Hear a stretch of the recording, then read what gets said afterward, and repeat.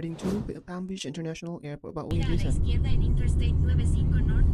Ang sarap pakinggan, di ba? Thank you, Toronto. But we have a stopover at LaGuardia International Airport.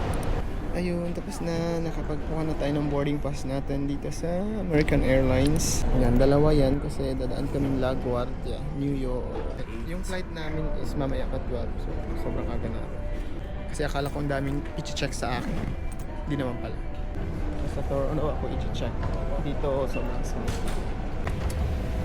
Ang haba ng nilakad namin dito guys, pero ko na lang kaya kung tingnan nyo, ang bilis-bilis lang dumating pero sobrang tagal niya. Dito kinabahan na naman ako kasi meron na namang checking. Ayan, ito kakatapos ko lang sa scanner nila na sobrang strict talaga. Ayan, papunta na kami sa gate namin.